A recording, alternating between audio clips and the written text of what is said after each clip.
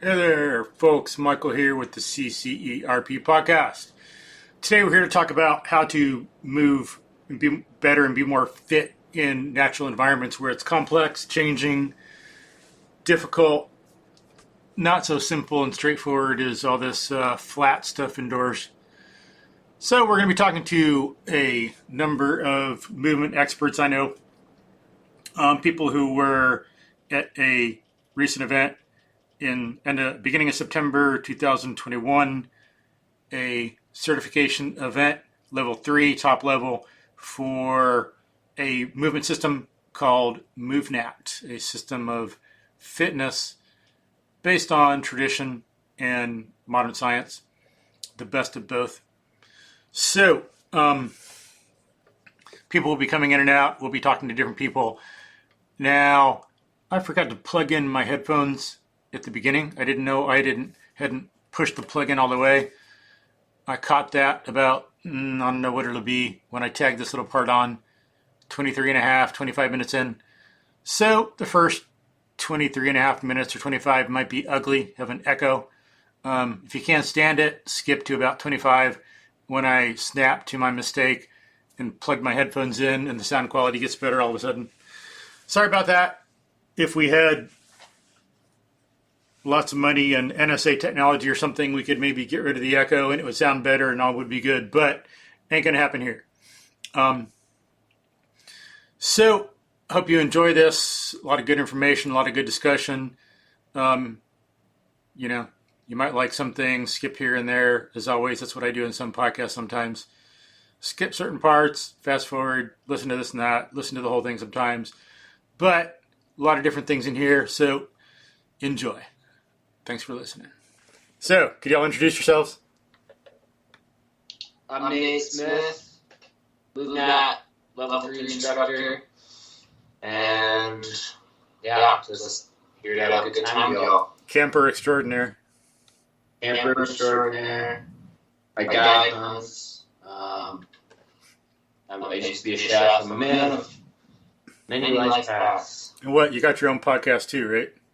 And I have my own podcast, the Primal Aspects podcast. Sweet. I'll put a link to it in the show notes. I better start taking notes so I remember all this stuff. Do it. Alphabetical order. R comes next. Rock.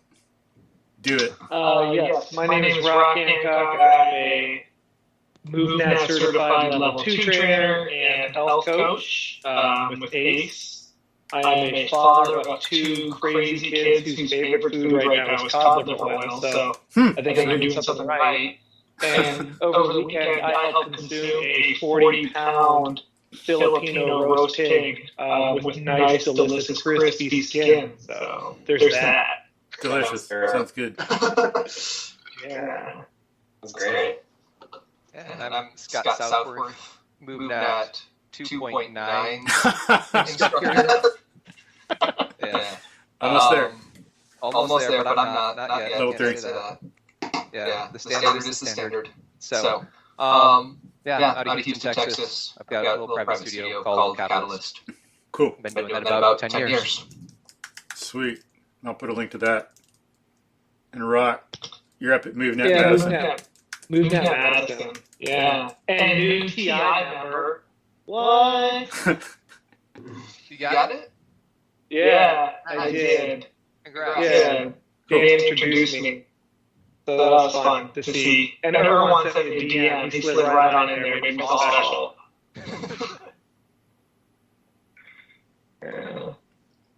Well, congrats. Thank you. TI, what's TI? Team Team instructor. instructor. Oh. Yeah. Oh, cool. Wow.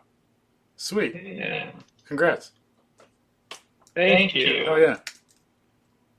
That was like recent? Yeah. Recent. Like a week ago. Wow. Yeah. Got an email adding Yeah. and a handful of other people. Yeah. So, what's a team instructor? Yeah. Yeah. Similar name I did for you guys. Yeah. Leading Yeah. help inserts, leading insert, doing workshops. And with Rock having his gym, he'll be able to host the events that would normally be booked there. He'd be the one running it. Yeah. Cool. Yeah. Nice. Anyone else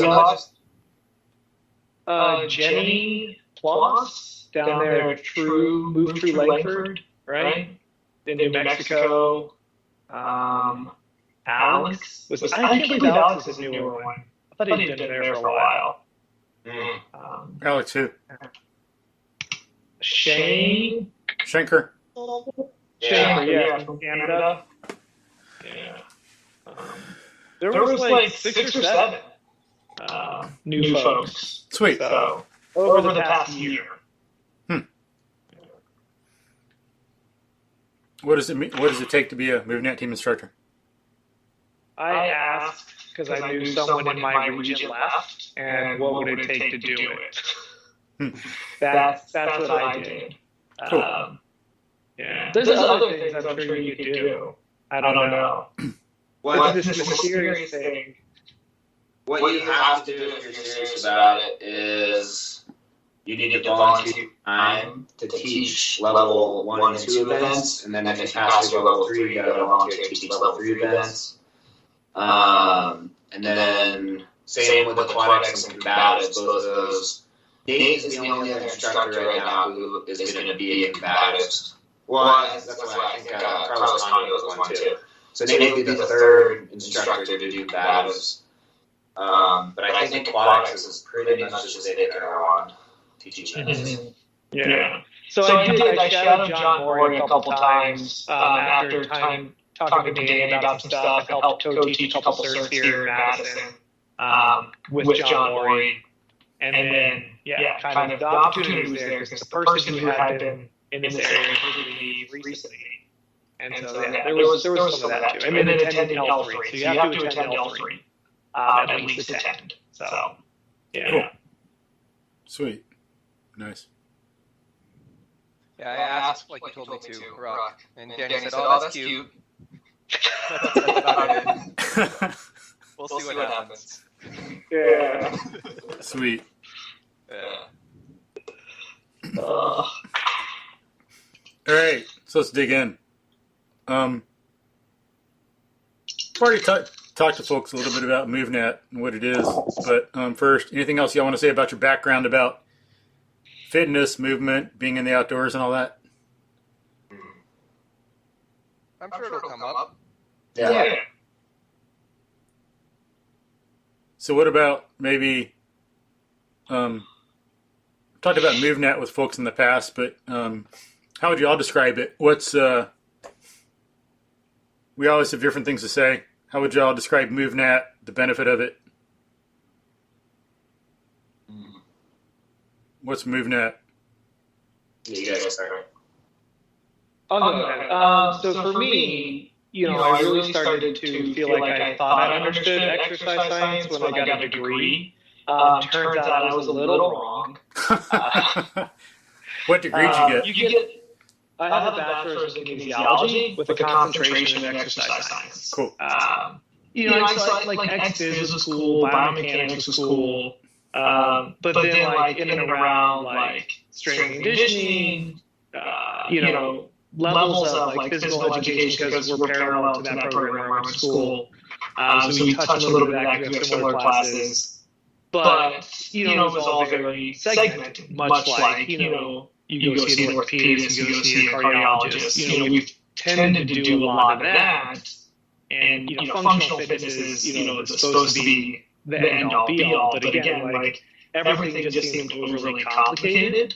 So for me, MovNat, I feel like fits a role in a world that lacks GPP, general physical preparedness. I feel MovNat does a really good job of, instead of segmenting fitness things as a methodology, if you just did MovNat, you would have a higher baseline physical competency. So for me, it's what should PE have been, and how do I re-educate people with natural movement fitness? And to back up a little bit, why is it relevant? When you're moving in the outdoors, it's a more complex environment. A lot of people are indoors, not really prepared for it, or even if they're outdoors some or a lot, it doesn't mean their technique is good or they have the skills and know-how to handle a lot of different situations, like jumping on the ground from 7 feet up, climbing a tree, different things, all kinds of considerations that people would never have thought of that come up that MovNat helps you with. I know I've learned a lot. It's helped me move. I'm around a local creek pretty much every day, out in the woods, on the trails. It's helped me move in those a lot better. Like, I know it's funny, one time after Hurricane Harvey, I was out with someone. We were going along this trail, and there was this fallen tree across the trail, pulled down a bunch of vines. I come up to it, it's just like, flew right through it. He comes up to it, it's like, what do I do? It was so funny. To me, it's like obvious how you go over this tree and back onto the trail, and he's just like stumped. Didn't know what to do. I didn't like explain it to him. But so this stuff helps. Like, we're outdoors, you want to be involved in nature. Good systematic training would help, because this is the kind of thing that MovNat is partly informed by ancient traditions and ancient cultures, like the best of tradition and the best of modern science. So it's based in what things had to do, what people had to do to survive and thrive in the world, really beyond fitness, move through the world really well. So if people want to be outdoors, studying nature, tracking, studying animals, foraging, helping clean up trash, all this other stuff, studying geology, they really need this. Even if someone's outdoors a lot, they're influenced by bad things in the culture, bad ideas about movement, things they didn't learn when they were older that they would have in a primitive culture. So to get back to our roots, really learn the best of what our ancestors did, this stuff would help you get back outdoors. But so that's why we're getting into this on the podcast, among other reasons. But so like Rock says, just because you get a degree doesn't mean you're an expert in how to move well. Like, Nate, does your dog have a degree? No. And I just got that up.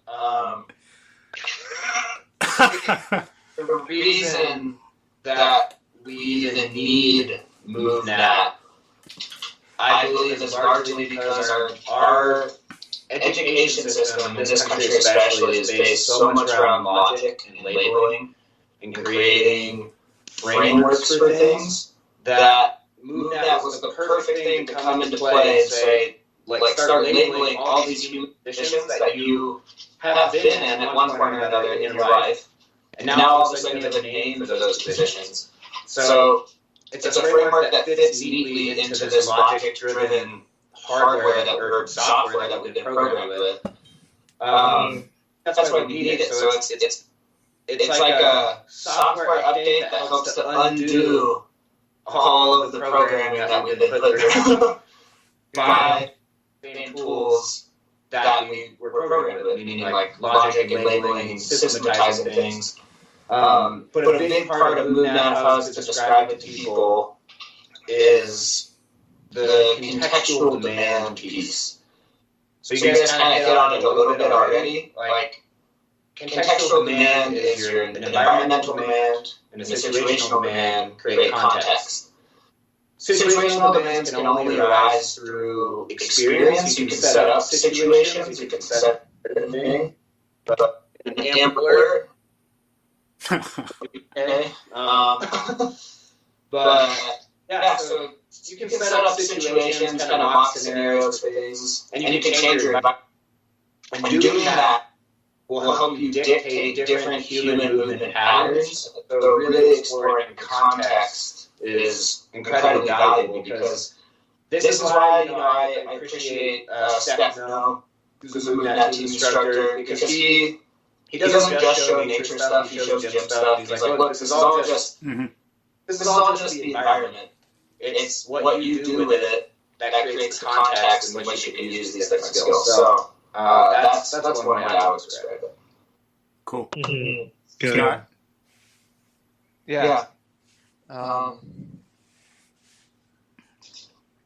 Can I give a little more direction on that question? Just like, How would you describe MovNat and its importance to people nowadays? Yeah. For me, I got my start with movement. I was in gymnastics. I was in combat sports early on, and so most of my fitness foundations are all movement at their core.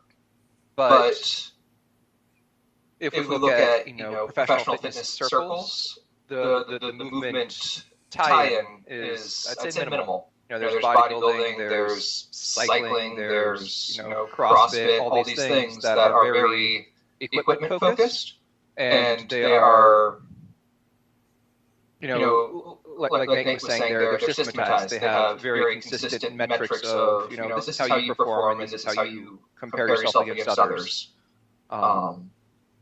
And so I think I just resonate a lot with what Nate was saying, that this kind of this natural tie-in of movement systems into this logic-based approach.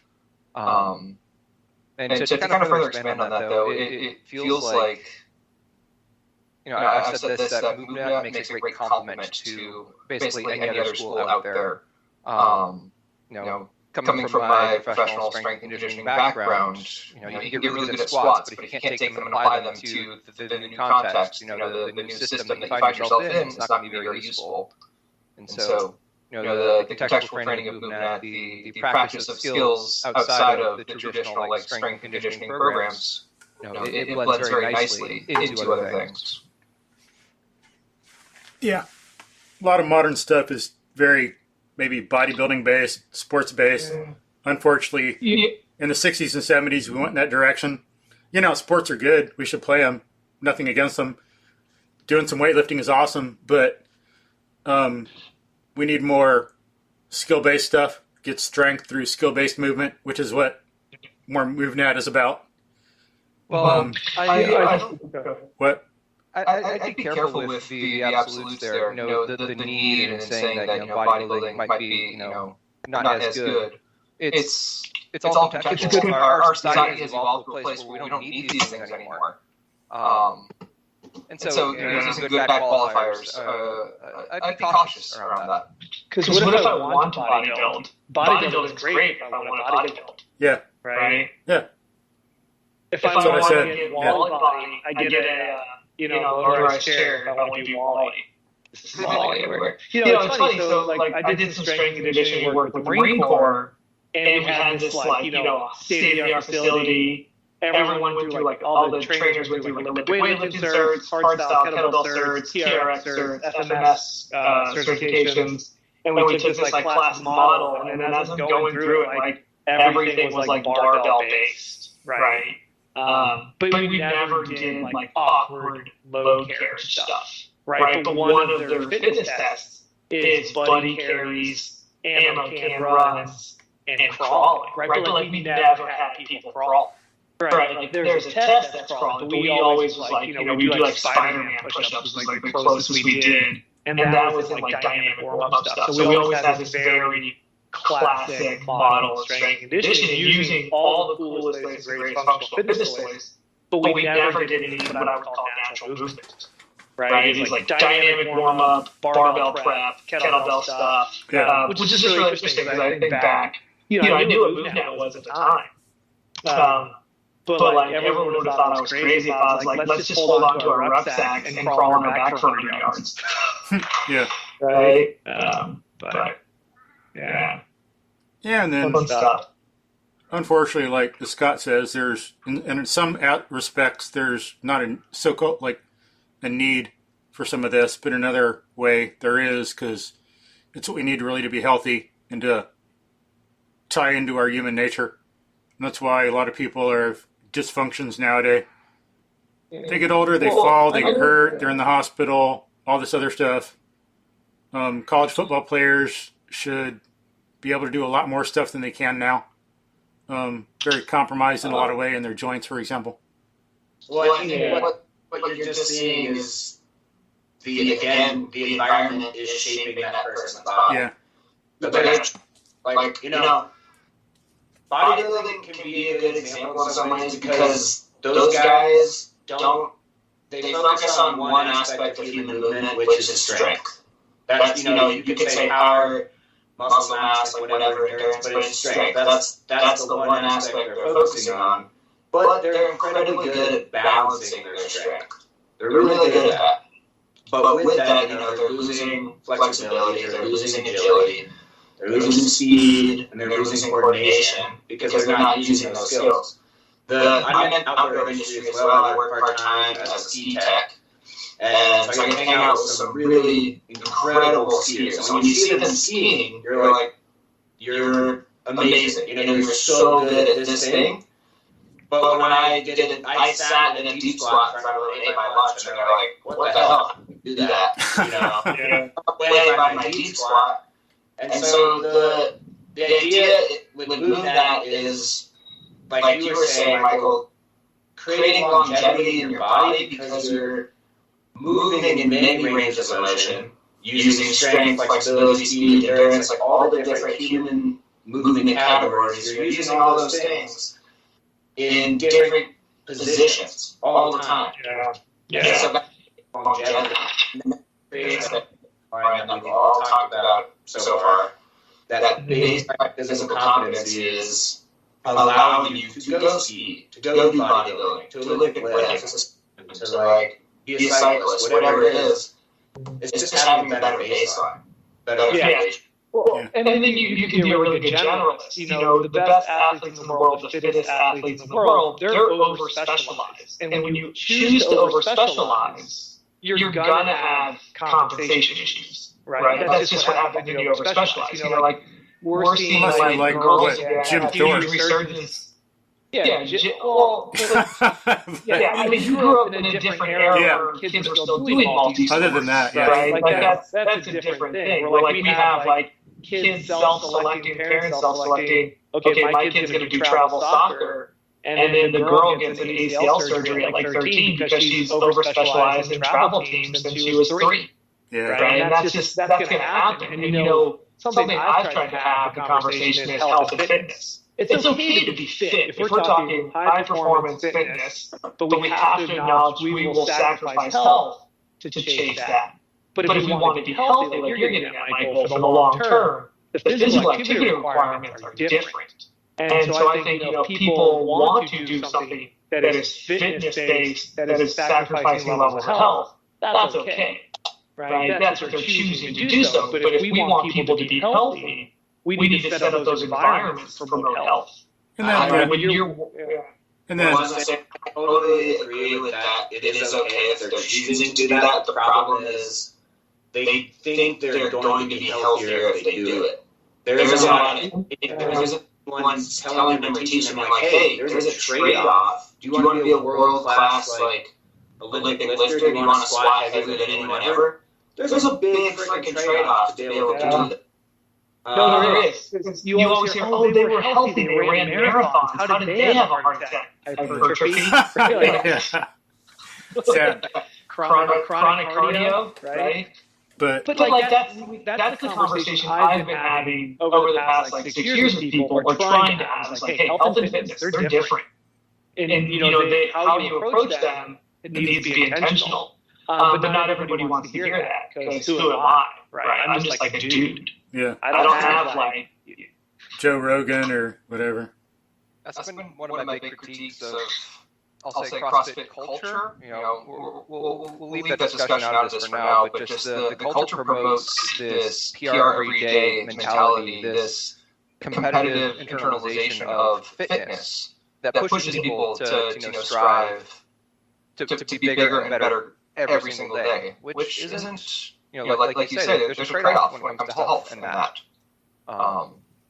And I think that's something cultural as well. I say CrossFit because it's the example that comes to mind, the one I'm most familiar with. But if we look at, say, American, because that's what I can speak to authentically, there's this desire to be the best at everything.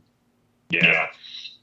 There's a lot of there's a specific franchise boot camp company in this town, and they predominantly target women through a lot of body shaming and manipulation of emotion, which is good marketing, I guess.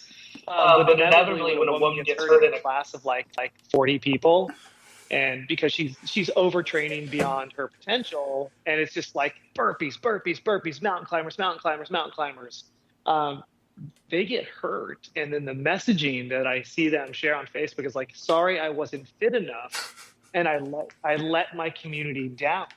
And so these women think they're not allowed to go to these places because they got hurt because someone was asking them to do something beyond their competency. And they, like, no one told them that's not their fault. Like, they just assumed because they couldn't hack it that they don't belong in the industry as a consumer of fitness. And it happens, I see it, like, not so much anymore because COVID has shut down a lot of gyms. But, you know, for a while, that was at least once a week or once a month, I would see a comment like that from people who I knew were consuming fitness at some of these high intensity women only boot camp places.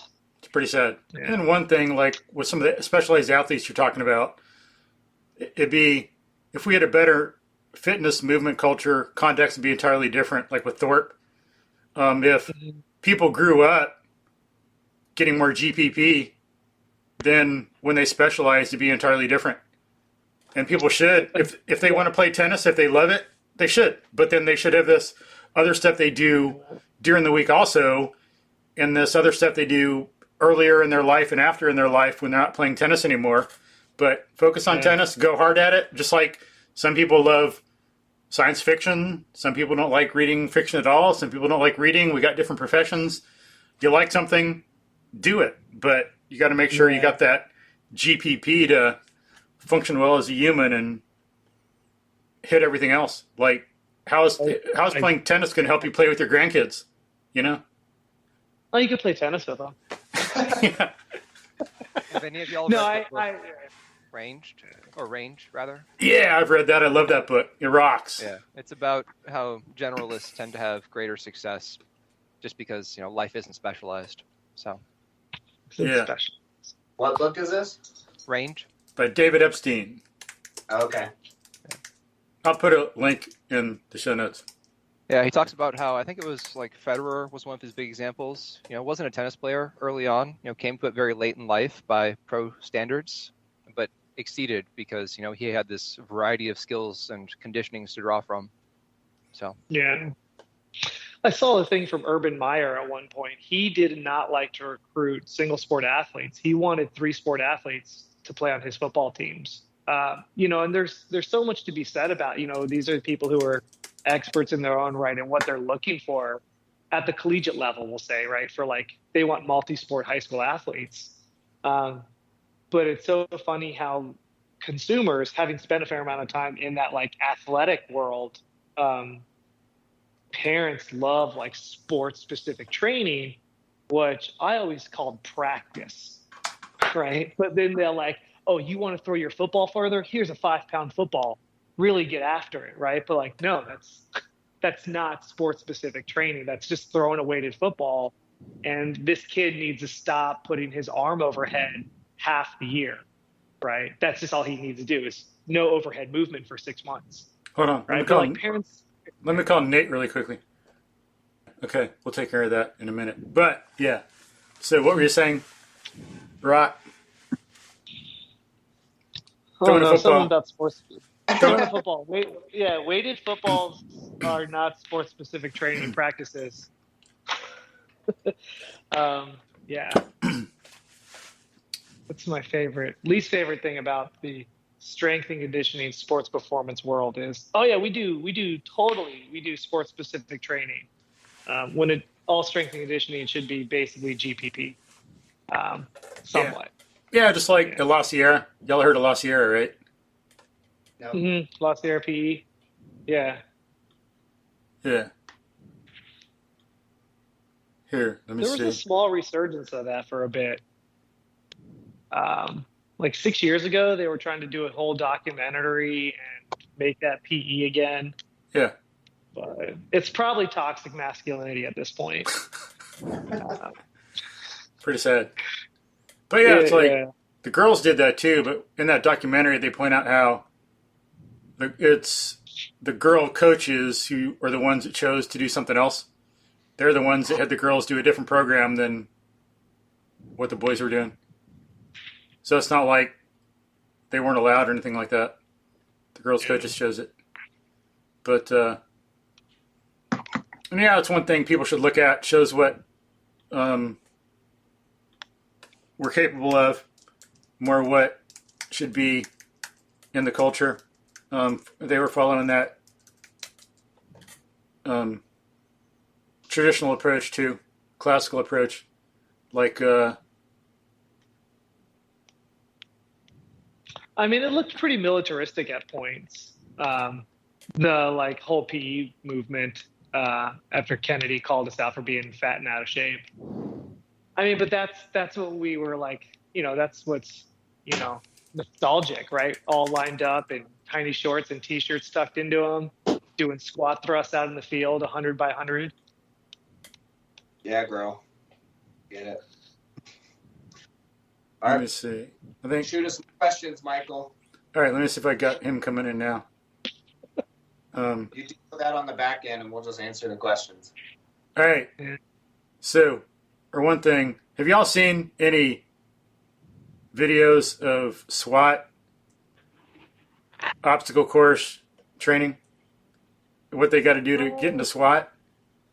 I mean, I can probably guess based on just random obstacle course videos I've seen. I don't know if I'm thinking about the one you're talking about, but going over things, through doors, stuff like that. Yeah, it's like pretty. The Ranger weave, right? The Ranger ladder, over, under, like up an incline on fallen trees or something.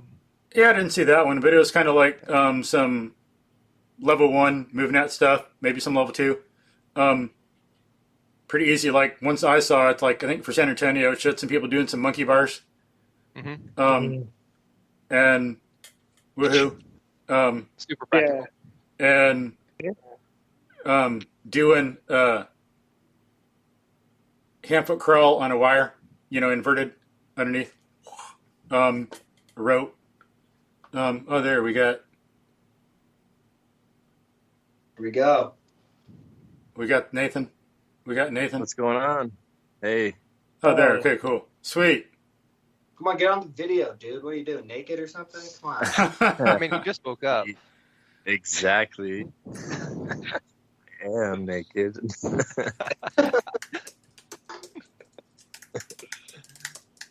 I have to go get my headphones if I'm going to hop on video. Hold on. You're talking like L1 stuff. You guys familiar with the Army's reboot for their combat fitness test where they got rid of basically a knees to elbow pull-up? So think like front hang foot pinch, but instead of getting your feet to the bar, your knees just have to touch your elbows. And they pulled it because people couldn't meet the standard. Yeah, wow. I saw that.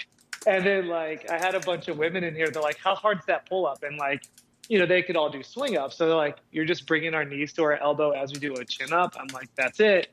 And they're like, people in the Army can't do that. I'm like, people in the Army can't do that. So like, I could be in the Army. I was like, technically you could be in the Army, right? It's the people who are volunteering can't do that. That's the real issue. Yeah, no, it's a lot of guardsmen and stuff like that. Reservists. Mm-hmm. Well, you see the discrepancy between a SEAL or an SF or a Green Beret, and then like your basic is. Yeah. There's a reason they're the Special Forces. True. Yeah. True. This should still be a basic minimum. They shouldn't lower the bar for fitness, even for the Army. No. Yeah. If anything, they should raise it. Yeah, and then I feel like train people to fucking pass it. I feel like they should be invested in that kind of developmental sequence. Like, don't lower the bar, but increase your training programs so that more people pass the bar. Exactly. Yeah, and so when I was at the Marine Corps, it was shortly with training, not as a Marine. I'll always caveat that. They had, women had to go from flexed arm hang to pull-ups, and they were worried about, attrition rates. And they're like, well, let's just create a pull-up standard program so that women know how to train pull-ups. And then they did that, and then it wasn't an issue. They're like, oh, we could train to do pull-ups. And then it resolved itself. Instead of just, we'll get rid of the test because it's not fair. Yeah. That's what some people I've talked to around here. That's what's happened in Houston. Some places, I think some things I read around the country. Some standards being lowered. Sometimes some people, as you know, they can't do something anymore, so the test is taken out of the whole test to get into something. I guess at the root of it, though, the question is, what is it a test for? Like, what is the job of the test? Is it doing its job? So, I don't have enough context or enough like institutional insight to say. Yeah. But some of the stuff they do, given the particular tests they have in the whole overall testing system, a lot more people should pass it. You know, as I say, some of that's just like you can kind of cherry pick your life, and you have your PFT, so your physical fitness test, and your CFT, your combat fitness test. And if you plan it correctly, you can do your PFT and your CFT a week apart, and then be sedentary for like 9 months, and just train for 3 months. It's too bad. Because they get tested. You do one for 6 months and another one in the second 6 months of the year. But if you put them pretty close together, you can knock them both out and then just go be sedentary. Dang.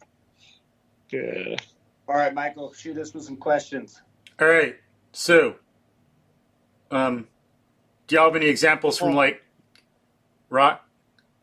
I'm going to go. I have my kids' class starting in 5 minutes. Oh, and cool. They're pulling in with their mom. So Okay, it cool. was good seeing you all. Thanks, Rock. Sorry I couldn't talk longer.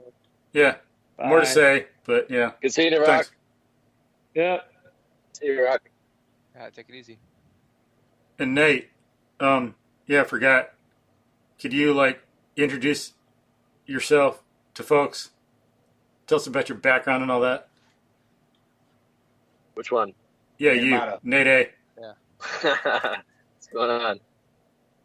Yeah, Nate Amado, MovNat team instructor and online coach, master trainer. Doing it since 2014. Well, I've been doing it since 2013. Started getting certified in 2014. Had a parkour background before then. Wrestling is really what inspired my movement training in high school. And It's amazing how I got many parkour. wrestlers there are. Yeah. I mean, I wouldn't say I'm I do it, but I did it for a year in high school, and I think it's a great discipline, wrestling. It's very strong. It's a strong practice to have, and so I started jiu-jitsu in 2015, and I started at an MMA school where we did MMA training, we did wrestling, we did Muay Thai, and of course jiu-jitsu was what I mostly did. But yeah, wrestling is a very strong background. Versus jiu-jitsu, you can kind of like go through it lazily. You can be very, you can almost be too relaxed. I feel like wrestling gives you you have no choice but to be strong.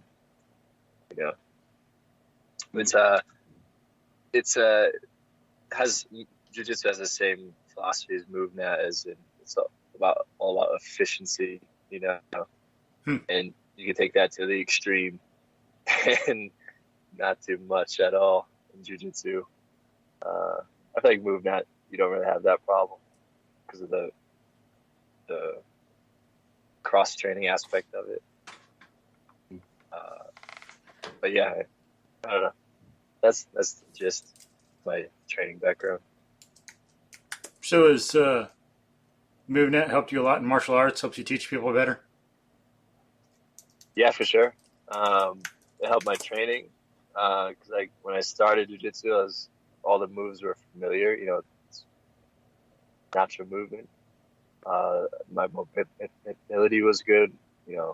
Had a good strength to minimize injuries. If you go to most jiu-jitsu schools, like I did, when you start out, they're gonna throw you in, to the shark tank. You're gonna start rolling, and you're most likely gonna get injured. It's like telling someone who's training MovNat on their first day who can barely get on the ground comfortably to climb a tree. You know, it's like you just should be throwing someone into sparring live on your first day. Should be climbing trees on your first day of MovNat, you know. But luckily I had the MovNat background, which helped, you know, reduce and minimize a lot of those injuries. Yeah, so it's definitely helped with my training, and then the teaching aspect, of course, helped me break down movements and stuff. When I started teaching jiu-jitsu, I was already teaching MovNat, so it transferred pretty well. Cool. So what do you notice in the culture in general and some of the martial arts? Do you think people would get hurt less if they knew MovNat, be able to teach better, some things like that? Yeah, definitely. Yeah, if you have a solid foundation, especially with all the ground movement that we emphasize in MovNat, that will definitely prevent a lot of injuries, minimize a lot of injuries.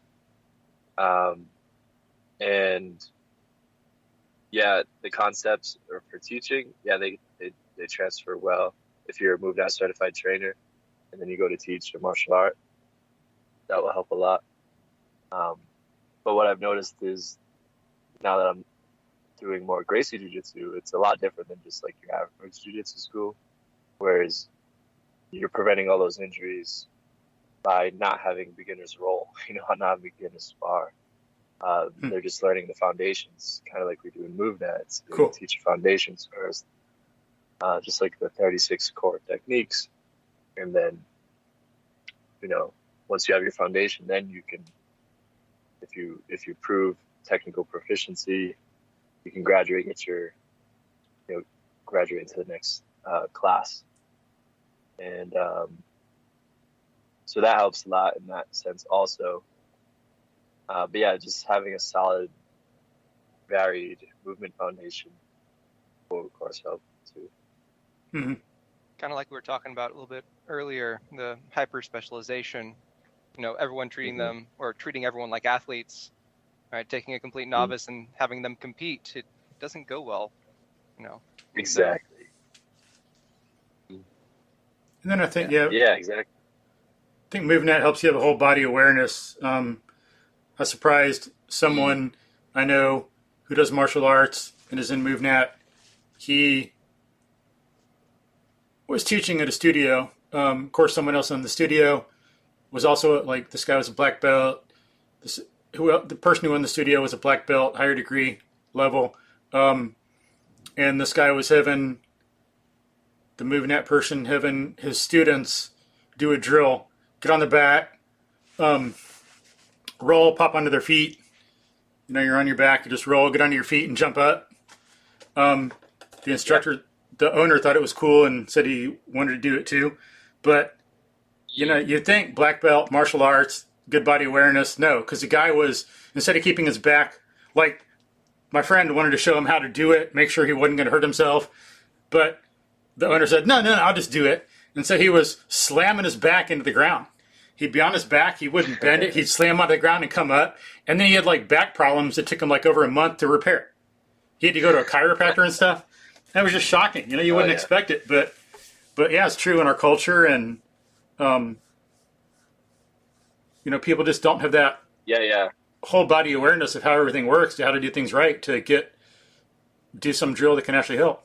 And they end up, no technique and you get hurt. What? Yeah, for sure. I've seen that where people can be really good at, you know, one thing, this example, this, you know, martial art, but still not have like a basic general body awareness. You see that pretty often. I actually started, when I started teaching the advanced classes where I work now, I started teaching MovNat for warm-ups, and, you know, these high-level jiu-jitsu practitioners were having difficulty crawling, which is great. They're like, dang, I need to take up some private lessons with you for MovNat. I was like, yeah. It's no joke. Or I saw this video presentation, I think, in front of the International Firefighters Association. Some guy who's teaches fitness, like a over hour long thing, and it was interesting. He's talking about some basic things to do in there, and he's as demonstrations of what can go wrong. He shows a few professional athletes. So, you got these professional athletes, you think they got the best coaches, everything's all dialed in, they know what they're doing. But what was it, like RG3, I think? It showed a video of him when he was doing the combine and stuff. He would jump up in the air and his knees would bow in. Instead of keeping knees and feet in the same direction, his knees would come in. Mm-hmm. Yep. And then he has these ACL tears. It's like, no wonder. Yep. Then it shows this other guy, I forgot this guy, he played with Portland, basketball player. His trainer was having him do some weird exercise with like bands on his feet and holding a ball or something, doing kind of lunges. And again, his knees were falling in. His knee would come in towards the center when he'd be moving forward instead of knees and toes in the same direction. You got this like major sports trainer who you think would know everything, but no. I will say it's surprising. Don't judge people based off their social media posts, right? I've gotten into spats online where, you take a 5-second highlight reel from a client just to throw something up on the web, and then you get all these, desk jockeys commenting on the technique and how it's awful and how, they could do 10 times better and you shouldn't have a job, and it's a thing, right? So, we've just got a snapshot of their training program. I get what you're saying about, alignment, but I don't know if I'd distill the entire, failures of their training program because of that one thing. Well, yeah, that assumes that the guy who was speaking, who's a fitness expert, was doing that. I don't think he was looking at, I don't know if he was even looking at social media stuff. It could have been, other pictures, maybe some social media from the combine thing. But you shouldn't jump to conclusions either, but we shouldn't fail to reach a conclusion when it's necessary and everything points towards it. But yeah, so we got to be careful about doing some stuff, but then, we got to look at how some people are not training properly also. Some people we might expect. That's one thing this guy was pointing out in his presentation to the International Firefighters Association, trying to get everybody to do a few things, keep knees and toes in the same direction so you don't have ACL or other ligament or tendon injuries, helping them have better posture when they're doing some things. Yeah. For sure. But yeah, so MovNat would help with some of that. Help get people more dialed in, which is like the point. But yeah, different things to think about that. So good point too, Scott. But so what are your all experiences outdoors? How has like MovNat helped you moving in the wild, moving to Mexico, things like that? Experiences in camping, all that. I posted a thing back in, I think it was January 22 or 2020, where, we woke up to a surprise, like 39 degrees in Texas. And that was not expected. So, allowed me to get real close to the fire so I could warm up my hands, in that deep squat position. My fingers didn't get frostbite. Yeah. Nice. More silly than anything else, but Texas does you that. can bet I got that Instagram post. Deep squat by the fire. It's Exactly. a good image. Solid. Texas will do that to you. Randomly get a cold drop in the middle of camping, freeze the hell out of you. I don't know. When I'm out in nature, I don't necessarily think about like having to do specific things for my training in MovNat. I'm just going like I'll usually have a point A to point B, or just explore the woods or whatever it is, and I just kind of let the environment tell me what it is I'm going to be doing. Mm-hmm. Whereas I use, either outside at some place or like at my house or whatever, that's where I'll have like a structured program or something. I'm like, this is the thing I need to work on right now, or I want to work on. When I'm out in the woods, I'm there to connect and have fun and enjoy myself, hang out with my buddies, do whatever. And I try not to make it into like a protocol, because that kind of takes away from the value of nature for me. And like, I want to zen out and laugh and play and, Mm-hmm. have a time when I'm out there. So for me, being in the outdoors is much more about just feeling as human as possible. What do you mean by that? I mean, like being involved. So hunting is a great example because it's one of the primary practices that allowed us to get where we are now. There's so many things involved, hunting and gathering, all those things. But when you're hunting, you're just so immersed in the landscape and you're so viscerally aware of everything around you because you need to be quiet and you want to be quiet. You're stalking an animal, and that's just been probably the most spiritual moments of my life have been on hunting trips. Mm-hmm. Yeah, I can agree there. That's for one, definitely it's more intuitive, less rigid, right? Mm-hmm. More going with the flow, using your environment, adapting to the environment, more adaptable training whenever training in nature. Because you don't know what the environment's going to provide, and especially if you're in a new place and you don't know what the situation's going to be. Maybe you'll be training and then all of a sudden the weather changes, starts raining or whatever. Right? It's going to change your whole training. And hunting is a great example. About to go hunting again tomorrow. Cool. With Matt, Travis, and Rory, Nate. So that'd be cool. It's the ultimate natural movement experience. It's the ultimate, DNA expression of being human. Y'all do rifle or bow? I do both. Yeah. Yep.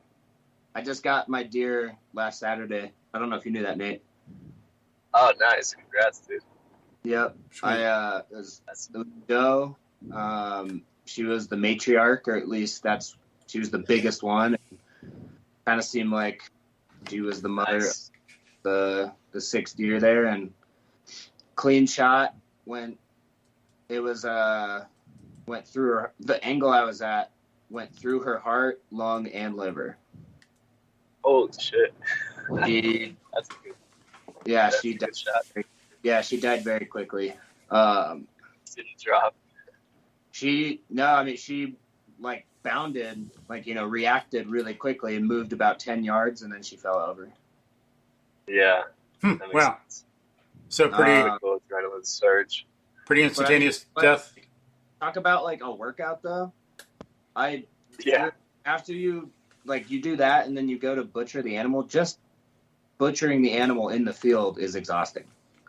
Like that takes a lot of energy. Then you quarter it and then you carry her out, and I saved the hide, so I've got the hide being tanned. I took it to a tanner, but I have that to take with me camping now and use it as a somewhat of like.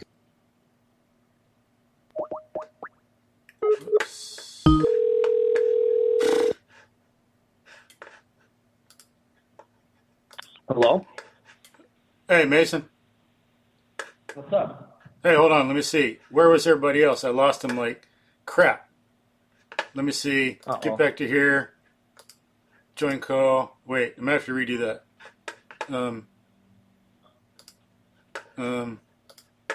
Damn. Resume. Yep. Wait, something that I've Or even incorporated, water. something that, yeah. Yeah, I was trying to add Mason, and I like got was gone for like 10 seconds or something. Damn. yeah. I mean, this is a story I was gonna share, or I still will share on my podcast. But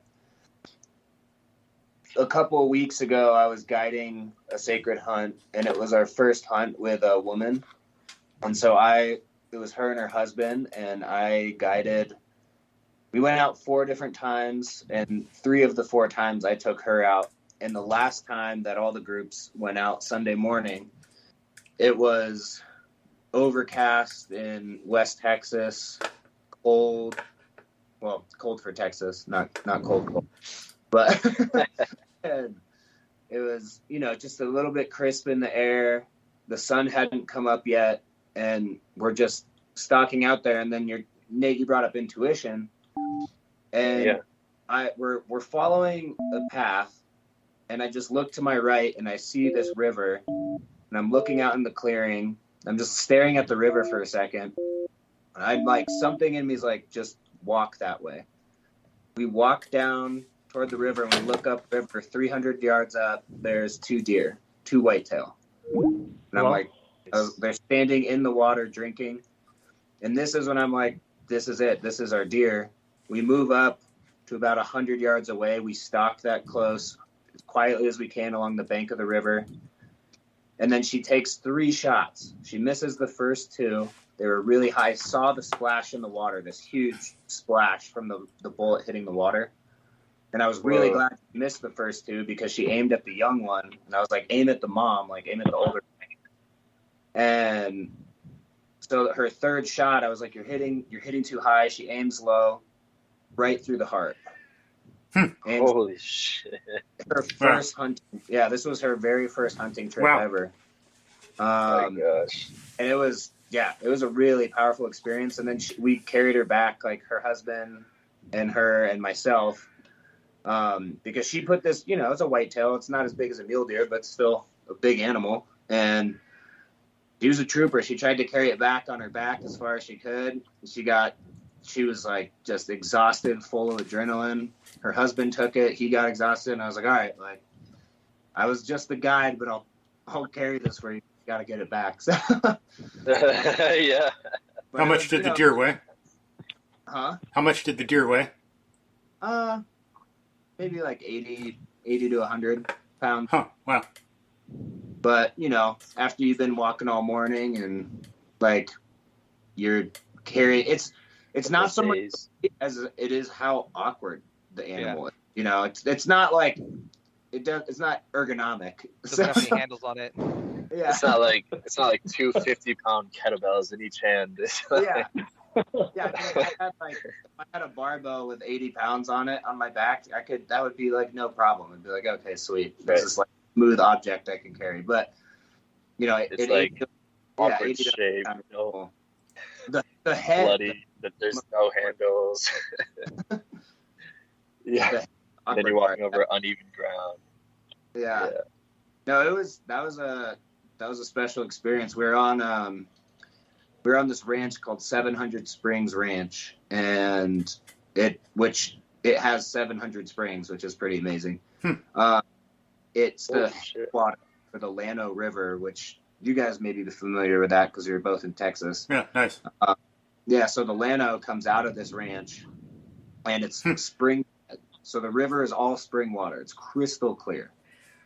And the house we were staying in is fed from that spring water. So you're just showering and drinking spring water. And cool. like this is a magical place. Wow. It was definitely special. How many acres they got?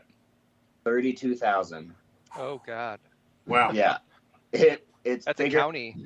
It's bigger than some national parks, like in Colorado. Is that like from a land grant way back or what?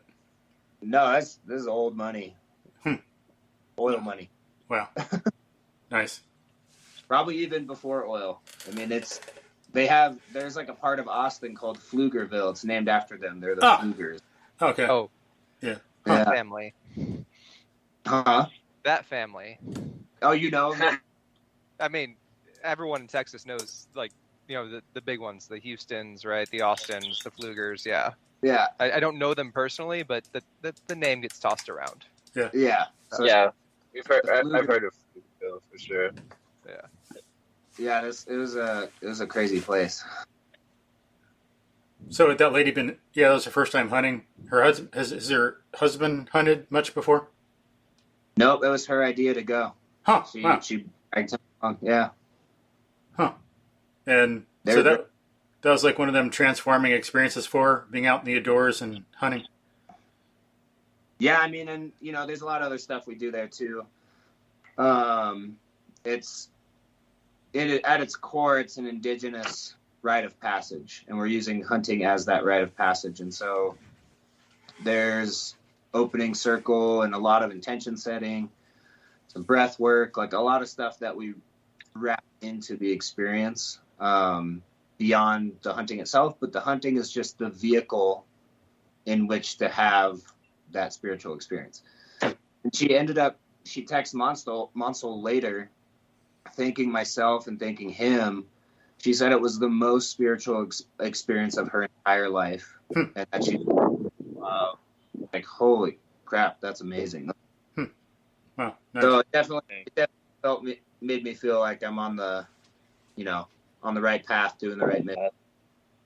Has she spent much time in the outdoors before? Is like nature new to her? Or is she deep into nature all the time, or what?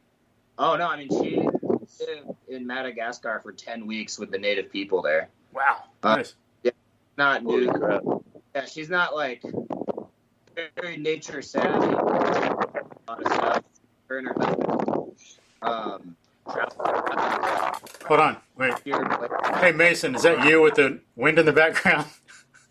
No, that's No, Nate Amado. I'm indoors. Oh, Nate. oh, Mason. What By up, the way, man? Mason, say hi. What's up, guys? How you doing, y'all? What's happening? I So, wish I could see your faces, but yeah. Not missing anything special. You got an interesting setup there. I like the backdrop. You got it's like 3 view on stairs in Houston or something. Oh, y'all are seeing that? Oh yeah, Oh, you can check Oh, the view that's in the the- top right. do Yeah, grid that's view or what you get. something. Just put on grid. Yeah. I thought you were calling in, Nate. Where's That's your video call, dude? I actually got to head out right now. Yeah. I Oh, gotta go. okay. But yeah, maybe we could do another one of these soon. That'd be cool. Yeah. A lot to say. All right, guys. Little time. Good talking with you. Thanks, Good to catch Nate. up Thanks a for little dropping bit. in. Take it easy, Nate. Cool. Later, Later. Nate. Yeah. See you guys. See you Sunday.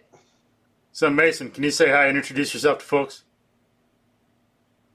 Hi, I'm Mason, and I went through the L3 MovNat certification with these folks, and that's where the bond started.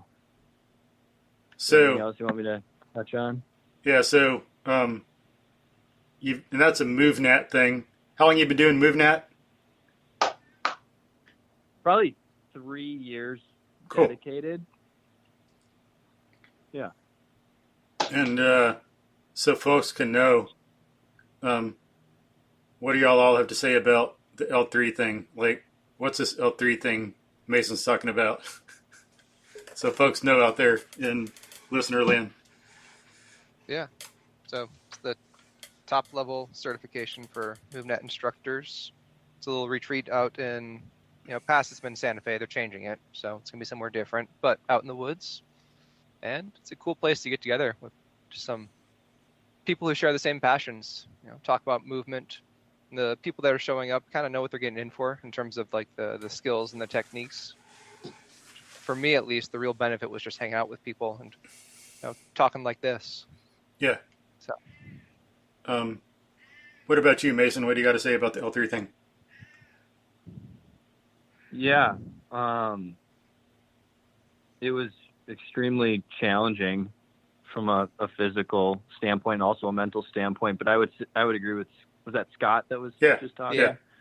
I would agree with Scott in second that the kind of the camaraderie and just meeting the other like-minded folks was the most eye-opening, to know that other people out there exist like me, that think like me, and then was probably the most rewarding part of the whole thing as well. Mm-hmm. Yeah, it's interesting. Everybody synced like a military unit out there. It's like a military cohort. Right? After all, some of the training, like look at some of the videos you got to do, show and test to get into SWAT. Some of this stuff is beyond what they do. Beyond some other. So I was going for one of my. Sorry. Go ahead. What? Continue. No. I was just gonna say I was going for one of my barefoot walks the other day, and I walked past this family, and it's like a pretty rocky, rough path through the woods and stuff, and I passed this family that was like pushing their young child in their little cart thing, and I passed them once, and then on the second time passing them, the husband stopped me and he was like, "Hey, what are you? Why are you barefoot?" And I was like, he's like, "Are you just toughening up your feet?" I was like, "Yeah, that's part of it." That's, just kind of trying to give him the simple answer. He's like, "I didn't know if you were like in special ops or something like that." So just kind of piggybacking off of your comment, I was like, "Damn, man, I'm flattered, but no, that's not why. It's just weird." But yeah, it's kind of like once or twice. But could be because it's like you got college athletes, special forces. Physically, they're way above what I could do or could ever do. But when they do their runs, okay, they can go fast, but they don't do it barefoot. If it was barefoot, it'd be a totally different story. And they can't do it barefoot because their feet are too weak. Just because of our culture. They could train, but just the way things are is a given. Not what they could be, but the way they are, it's like they couldn't do it. Have you guys heard of gravity boards? I just got some. That sounds familiar. Yeah, the company is called Gravity Board, but they're nail boards for your feet. They're like old yogi nail boards, and man, it is a experience. But I just hopped on them. Like when I first got them, I was like, "Oh, sweet!" And I was just standing on them, and it's a sensation of pain for sure, but it wasn't anything worse than the barefoot run. And my fiance got on them. She's like, "This is crazy. Like, why are you even standing on this?" She couldn't stand on it. She's like, "This hurts too much." And I was like, "Well, you gotta start standing on it. Go walk on some rocks." Interesting. Yeah. Right. Yeah. Exactly. Cool. Well, yeah, they're pretty neat. I feel like That's it's one of those things that you just can't. You gotta just frickin' do it. Otherwise, because I've been trying to be more barefoot the last couple months since seeing you guys. Cool. Because I suffered so poorly on that test, and I'm just like in my mind, I'm like, just gonna get better, or do I just need to accept that this kind of is It'll get better. gonna be uncomfortable It'll the get rest better. of my life? Yeah. Me personally, I feel like it definitely gets better and it gets easier, but it always kind of sucks a little bit. Yeah. Always That's what I kind of thought. That pain response is always there, but that's, it's no different than your hands. Like, so rock climbing, when I'm climbing hands, it hurts. It's uncomfortable. Like when you're holding on to a very tiny crimp of sharp rock, but yeah. You're able to do it though. There's part of your mind that can just say, "Hey, I'm going to accomplish this task because you've set out to do so." And there is a little bit of a mental game and a little bit of obviously a physical conditioning thing. For sure. And they'll be sensitive. I know I've gotten to the point where, those little sweet gum balls? You know what I'm talking about? Mm-hmm. Fall off a tree. Mason, you know about them sweet gum balls? The seed, not the candy. Mason, what? Are they kind of like acorns? You might say it's like a big kind of spiky acorn. Okay, not really familiar. It'd be like Clearly. it's like it. Yeah, if you're on Skype, I could show you a picture maybe, but anyway, they're what, I don't know, 1/2 inch diameter, 3/4. They got spikes, but they break down when you step on them. But I got to the point where I could I run on those tree roots, stuff like that. A little gravel out here, and it's no problem. And sometimes I actually even want to, because it's like a foot massage.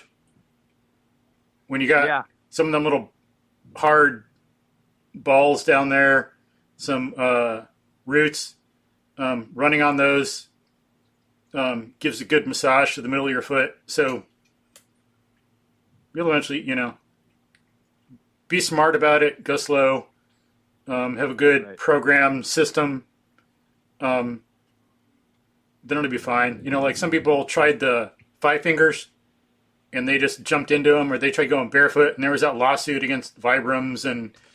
But as Katie Bowman points out, it's not the shoes, it's how they got into it. They just jumped into it and thought kind of mindlessly that it'd make them healthy, so let's just do it. But go into it smart, slow, pay attention to what your human animal is saying, and you'll be good. Right. Yeah, I've been in minimalist shoes for like 10 years, but cool. It's the actual barefoot. It's the like hypersensitized, feelings from not being barefoot ever. So I just gotta work through that, and I'm getting better. It's better than it was 2 months Get those ago. calluses. So. Yeah. Exactly. One thing I struggle with. You gotta go, Nate. Yeah. All right. Thank you, Nate. Let's do this again. I'll talk to you guys all soon. Yeah, it'd be nice to talk more about hunting. That was interesting. Yeah, let's do it. Thanks. Bye. Yeah. I got one question before I got to run. Maybe you guys can help with. I tell my clients I've got this barefoot run for my test, and they're like, "Why?" And I don't have a good answer. Like, what value do you guys feel this adds? I think that is a good question. For one thing, I think there's a bunch of answers. Like one thing would be to read the Barefoot book by Dr. Howell. Okay. He goes over a lot of reasons. I'll put that in the show notes too, now that I'm mentioning it. A lot of reasons why we should go barefoot. And he's done some talk, so of course you can get the book, read, listen on Audible, look him up in podcasts and get some free stuff. I think he's got a website. And then you know about the Harvard Barefoot Lab? No, I don't. I'll have to put a link to that too, but Harvard Barefoot Lab, what's his name? Lieberman, I think, who wrote the recent book Exercised and the Story of the Human Body. I think he runs it, but they got some good stuff. Mm-hmm. But, and then so that'll be some good ideas and resources, of course. But then from what I've learned, Katie Bowman is one good point, because the skin is a weak link in the chain. Like some people can't hang. They can get on maybe a soft bar or hold something for a while, but get them out on a tree. And why can't they do it? Everything is there, but the skin's weak.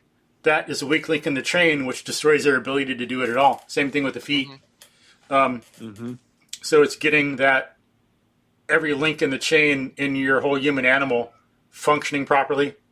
But then as Dr. Howell and some others bring up, there's a bunch of benefits to going barefoot. If you're in shoes, you got bad posture. You're not in touch with the ground. I go barefoot a lot, and I like it because if I have shoes on, I can't feel what I'm stepping on. Or if you're climbing a tree, right. It depends on the shoes. If they're minimalist, it'd be a little different. But still, I like climbing trees barefoot because, as people could remember, some of us, you're climbing shoes when you're young. Climbing trees, not shoes.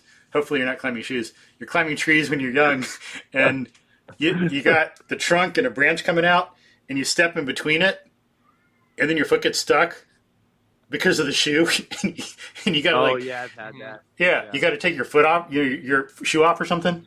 But right. So there's another reason. So Scott, are you asking about the benefits of being barefoot in general, or are you saying the idea of barefoot running as a test being kind of obsolete in your perspective? I mean, that's I think a conclusion I've come to personally, but it's somewhere in between those 2 points, I'd say. Like, why would we want to practice running barefoot? I kind of, part of me gets it as a test and part of me doesn't like it as a test.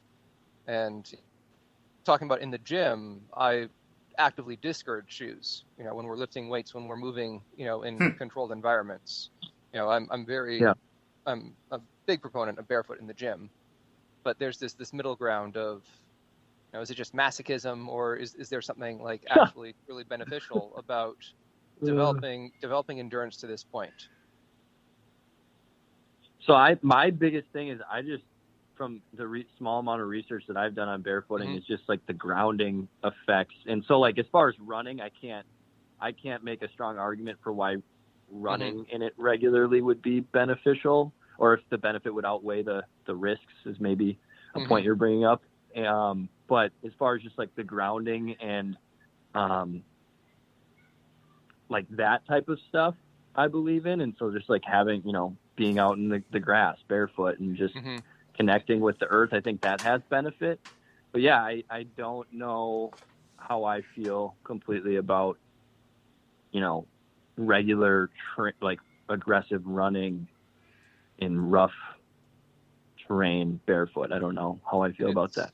Part of something we talked about, when we're out in New Mexico, was that it has to be actively maintained.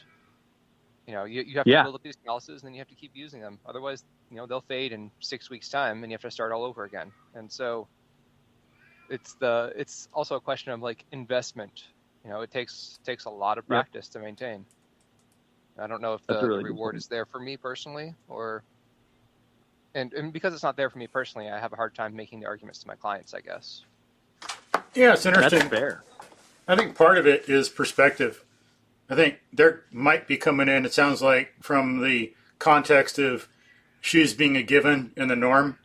Why would I want to do anything else? This is what we do. This is what everyone does.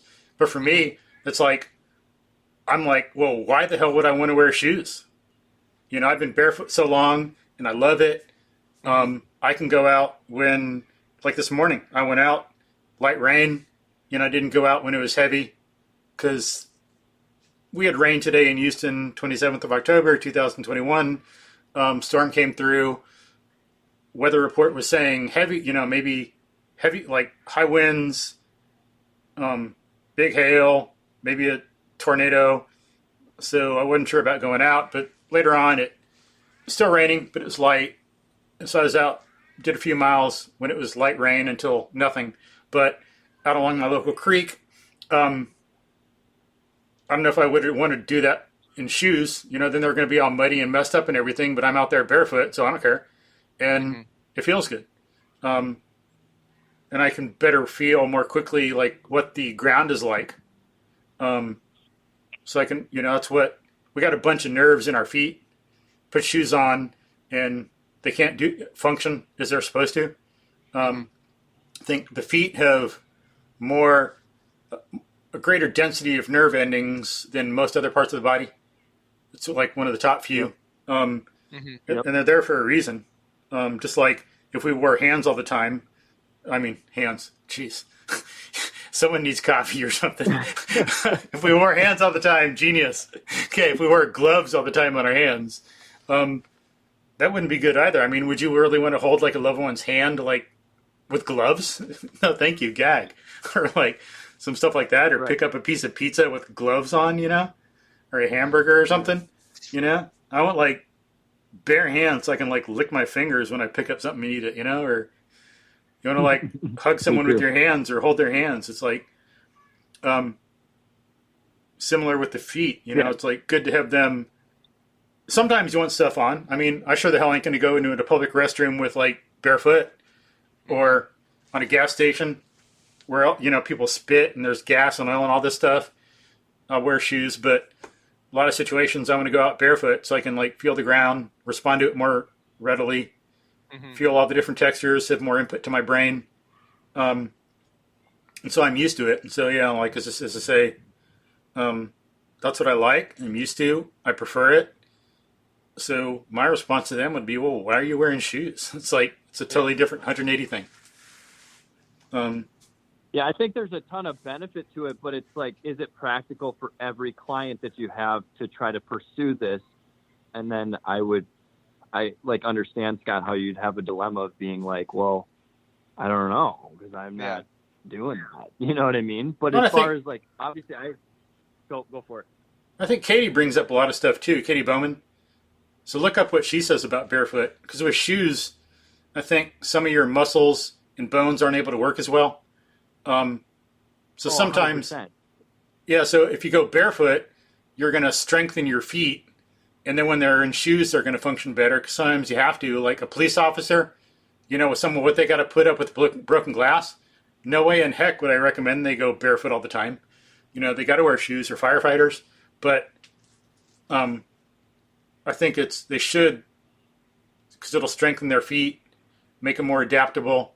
The ligaments, the tendons, the bones, stuff will degenerate if they're casted, as Katie Bowman puts it. Wearing too cushy of shoes is like wearing a cast on your arm, and it gets weak and dysfunctional. Yeah. So I'll try to find some stuff that Katie Bowman says about barefoot in particular, but her book, Move Your DNA, probably addresses some of that too. But So I'm all about being barefoot in some capacity. I think on some level the question is, to what extent do you have to take it for, the best health benefits without putting yourself in, harm's way for every person. Obviously, I think if you have the time and the patience to train for it, I think there's unlimited benefit that could be gained from it if you do it intelligently and the right way. And of course, I think we all agree that the person that can run 5 miles completely barefoot through rough terrain is more conditioned for a context where shoes don't exist in some alternative universe, I suppose, than the person that has never trained for that. So they have a little bit further capacity, but is it practical for everyone? I don't know that I would agree with that, but I do think getting barefoot exposure would be a benefit to everybody in some capacity. Yeah. The closest to a successful argument, or a successful, I think, reasoning I've come to, is the perception change. You must be much more aware when your feet aren't protected. You have to actually look at where you're going. Yeah, it's a good point too. It completely shapes how you interact with the environment, and that's the best argument I could give. And then they can ask, what's to stop you from doing that with shoes on? And I can't get any farther than that. I don't have a good answer. And so something I think for me to keep considering. I'll read up on these. Barefoot book and what was it? Move Your DNA. Yeah. I'll take a look. Hopefully that helps. It's a cool question, though. Maybe you already know it. And then I think one part of the answer too is you should go barefoot, and you need to, but yeah, it's just at what level? Like, do you need level 1 of MovNat or level 3? Some people, they have to have the highest level 3. Some people don't. Yeah. Well, I do got to run here. Yeah, but cool. It was good talking with y'all. Thanks for exploring that with me. My kitty says hi to your kitty. I'm getting this one. Bye, this Scott. right here. Cool. All right. Take All right. it easy. Y'all have a good night. Awesome. Thank you, Scott. Appreciate it. Bye. All right. Just me and you, Mike? Just you and I. Looks like Nick's not going to be able to come in. Another? Yeah, Nick was, but he's like, says he's got to take care of his kids. Okay. So he's got to take I will have to take off shortly here, too, but cool. This is cool. But so what topics have you guys covered? Well, went over some about our backgrounds and what MovNat is, and talked about GPP, SPP, sports, the modern culture, La Sierra, what they did. You're familiar with La Sierra? No. Okay. I'll put something in the show notes. I'll send you some stuff. La Sierra High School in the 60s. They had a program based on classical methods. Coach Laprati was the one that did it, and some others. Had great success. They did individual classical training. They had a 3-part thing, that, sports, and I think martial arts. I forget what the third one was. But they did some amazing things. I'll send you the handbook that showed the standards for the different types of shorts, and I'll send you some videos so you can see some of what they did. But they had a system. White shorts was first, and you had to earn that, and then red, and then blue, then navy, then I think gold. And let's see. They did different things for tests for each of these. 30% got blue, but the test would involve push-ups, pull-ups, sit-ups, climbing a pegboard. So you got this big board that's, I don't know, 10, 20 feet high or something, got holes in it, and you got 2 pegs you carry with you, and you got to put them in the holes and climb your way up. Like American Ninja Warrior. Yeah. Then they had like running, when you get to a higher level, some swimming, carrying someone on your back. So physical fitness testing. Yeah. And it's like amazing what they did. It's like and then rigorous. The shorts ranked you? Yeah. So even to get out of white, you had to go from white to red, you had to be able to do at least 10 pull-ups. That's pretty impressive. Nowadays, most people would be stuck in white. Sounds like. Yeah, that's what I was going to say. And I think for one level, for gold, I think it was, I don't know how many people got that, but they had to carry someone on their back of their weight for 5 miles without putting them down. No putting them down. No, you could adjust them, though, as long as they were up. Yeah, like, I think. Could you, like, bounce them around or whatever? Yeah, but 5 miles, you know? But still, no, I know. No, I hear you. That's intense. Yeah. I'm questioning if I would be able to do that. Yeah, I don't know if I could get gold, but then... But you're not running, right? It's obviously just a rock march. Yeah, it's not like... yeah, probably on flat ground, too. Still, that's still nuts. Yeah. Don't get me wrong. I'm just put in perspective what's going on here. That's intense. And at a lower level, maybe to get out of white, maybe you had to do it for 440 yards or something. I forget the thing, but you can look at that. But how far do you think you could carry somebody of your weight today? Good question. Quarter mile, half mile, maybe. Yeah. Yeah, I wouldn't want to venture for saying a mile until I actually did it. I don't know if I could. What do you think? What could you do? Right. I'm thinking. So are you thinking like life or death situation, or are you just thinking like if you're doing a workout, how far would you be willing to go? I thought you meant workout. Okay, so that's more fair. Because I think I could push a couple miles. I would want to hope in a life or death situation. I would want to hope. Yeah, but then in that case, hopefully you could put the person down and rest a little bit. Well, yeah. But I think I got this 250-pound section of telephone pole, and all I can do with that is about 100 yards. I don't know if I could. Enormous. Yeah, I don't know if 180? Yeah. Then I got this section this. Sorry, what? No, I was just saying that 250 pounds is a lot when you're 180. Especially on a shoulder, not like balanced on your back or something. Right. At least with a human, they're kind of draped all over your. I mean, it is dead weight, but it's at least evenly dispersed to a degree. Yeah. When it's asymmetrical, it's different than when it's symmetrical. The distribution, having to use more one side of the body than being able to use both. Exactly. Then I got a railroad tie. I don't know what it is, like 140. And I've carried it a bit, but usually what I'll do is like 100, 150 steps, stop for a minute, put it on my other shoulder, do it again. But I don't know if I could do like half mile straight without putting it down. But then again, that's on a shoulder. Not, it's that's almost more of a pain factor than a heaviness factor. Yeah, because you got that big piece of wood driving into your shoulder and not this soft, squishy thing on your back. Right, exactly. But So yeah, that's interesting. That's cool.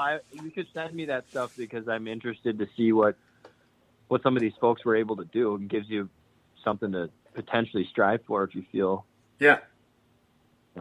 It's worth the pursuit. Yeah, some of it's interesting. And like to get gold, I think they had to do 50 dips. 50? I wonder if these people are doing half reps. I'd like to see video of these folks. No, this is like, Oh this is legit. This is classical stuff.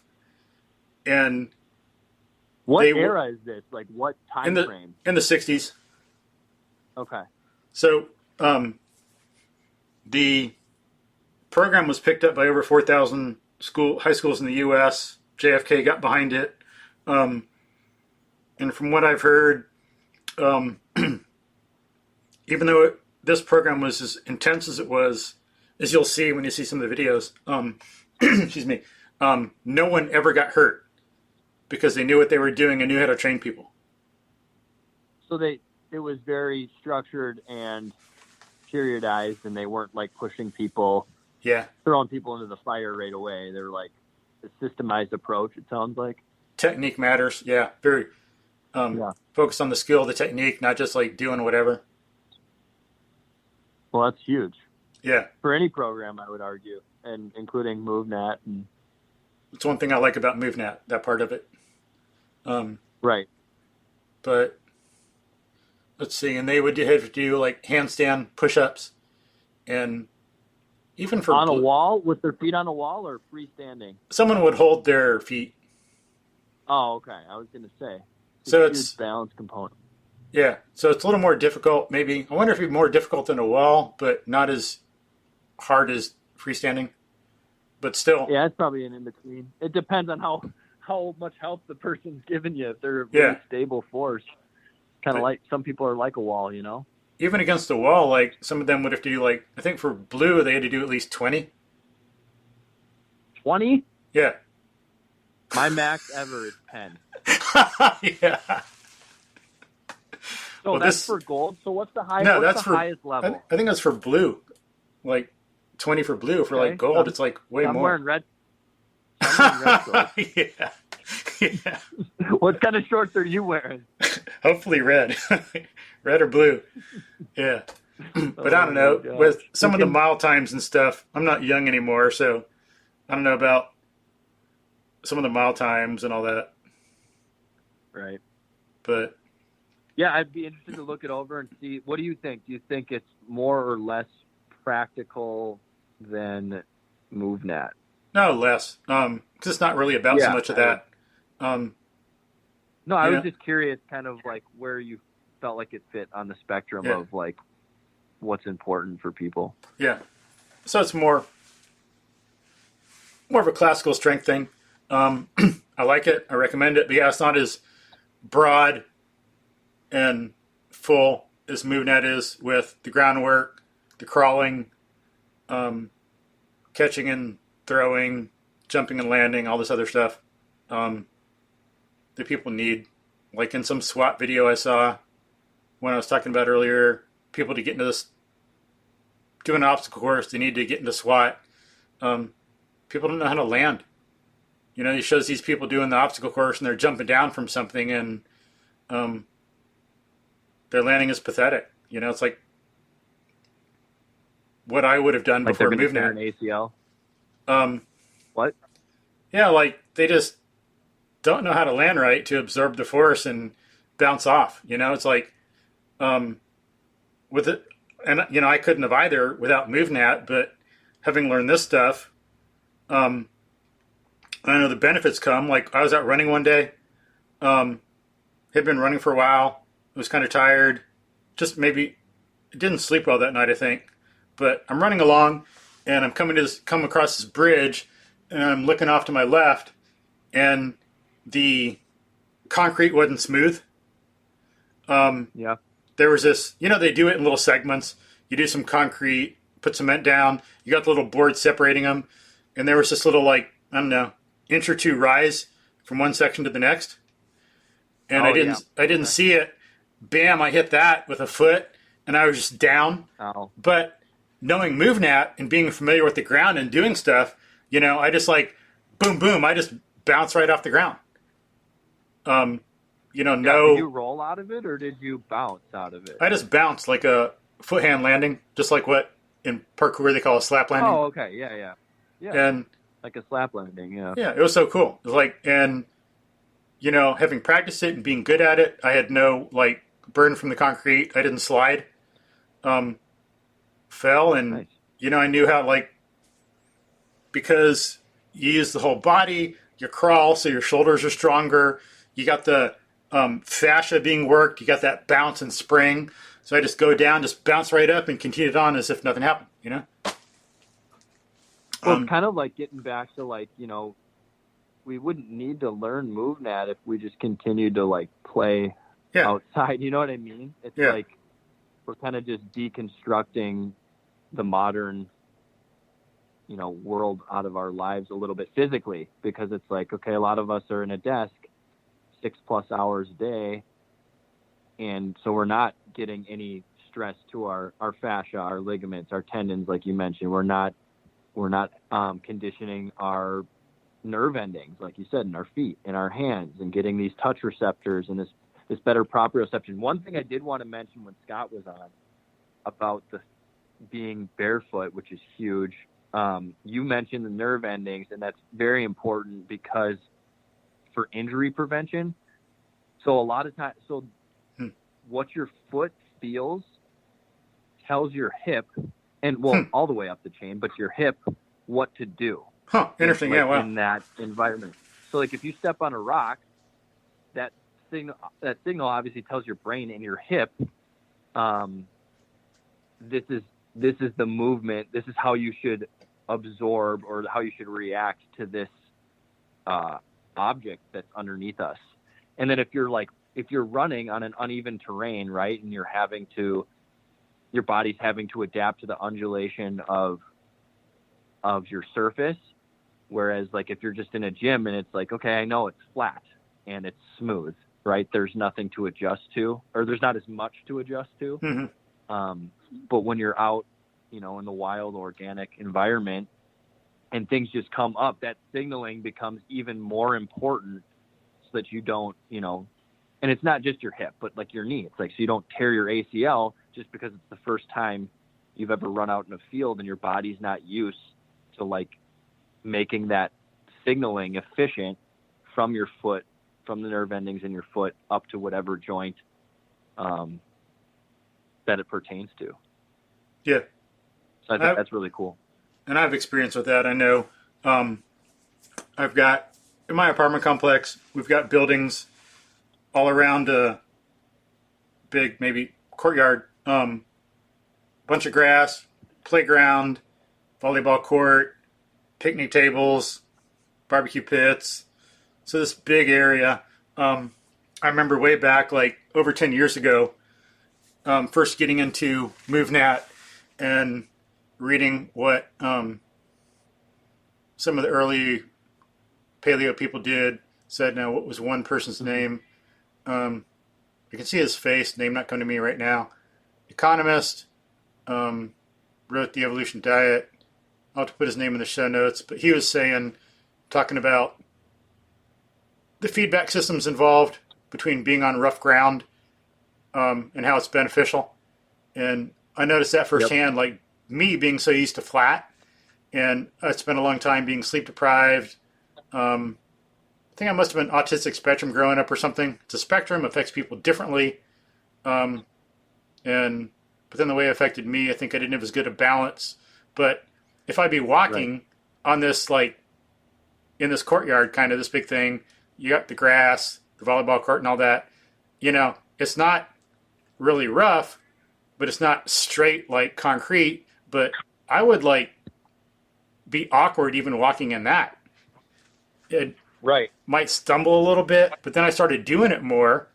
And now it's like I can do that and way beyond. I go out on the local bike trails along my creek out in the woods, natural trails, and routes, winds, turns, stuff in the trails here and there, some bike features, and I have no problem. It's like I go over it like nothing. But so yeah, it's like that is so important to get out in that rough ground barefoot, to be able to learn to adapt and have good balance, because that is a very important thing that helps fall prevention. 100%. Helps you use your body right, like you're saying. What? And I actually, so I lean more towards your perspective of like being barefoot is better. Like I'm definitely more in that camp, but I think, you know, with some of the discussion we were having, it's like, okay, how do you, you know, does someone need to be able to run 3 miles barefoot? Maybe not. Like, you can still get a lot of fall benefit from just walking barefoot. Yeah. And, you know, just being more barefoot. But I would agree that the most conditioned and the most trained person would be able to do the most with the least, so to speak. So, like, naked and afraid style, what can that person do? You know what I mean? With their own body and without any additional supplies or protection, like that person's going to be more adaptable. Yeah. Right. Yeah. And that's where I'm like, that's the kind of the nature freak and like the minimalist freak about me that thinks that that's kind of cool and like could be pretty useful if you care, you know? Yeah.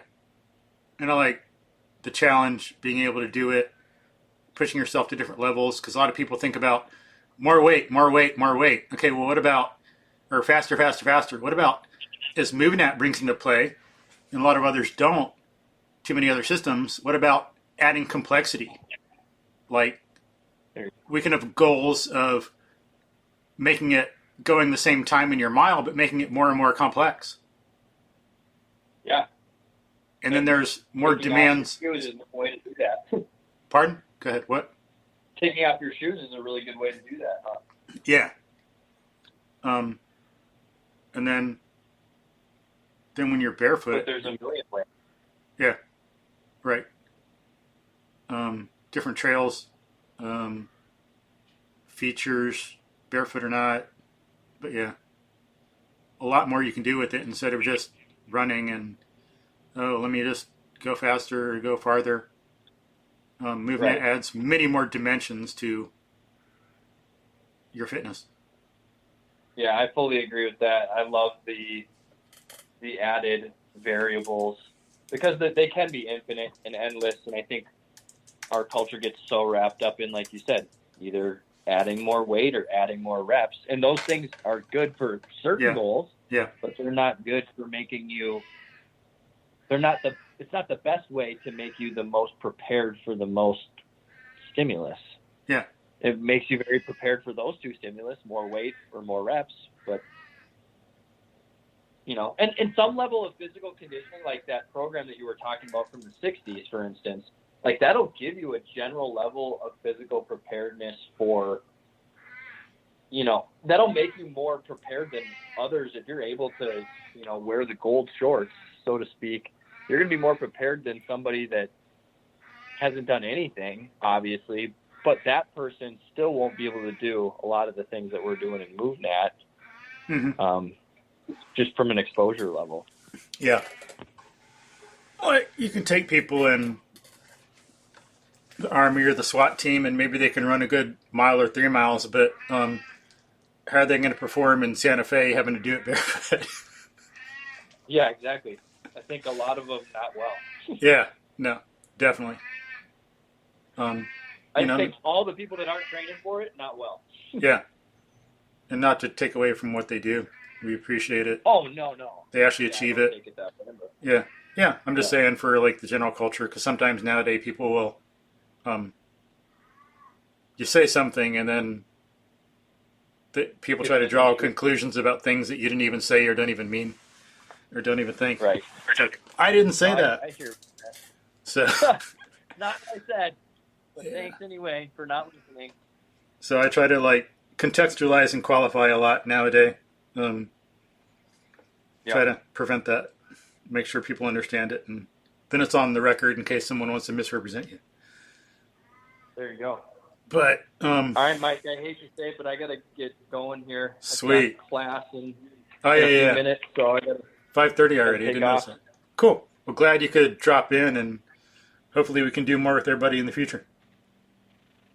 Yeah, it was awesome. Thanks for inviting me. I appreciate it, Mike. Good to hear from you. And from Awesome. the Likewise. others. Yeah. Awesome. All right. Thanks a lot, Mason. Have a good one. You too.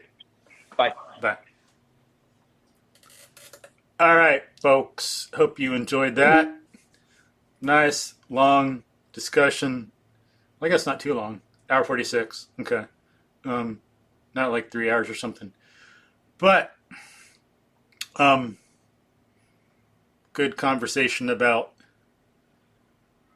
fitness, movement, the benefits of the movement system, MovNat, how it differs from some others. A lot of ideas in here about how to move in the outdoors, how to make yourself more fit, things to think about for fitness beyond just calories, time, weight. Think about environmental demands, complexity, the kind of things we need to do to move in the world. Think about the technique that we need when we're outdoors. Not just getting out there doing stuff. But this will help us make being outdoors safer, help us help ourselves, help other people, help the environment, be, as Tom Brown Jr. says, Tom Brown III, I should say, be a good human animal. So let's just do that. Overall, in every way, including movement, be a good human animal. So thanks. Enjoy the outdoors. See you out there.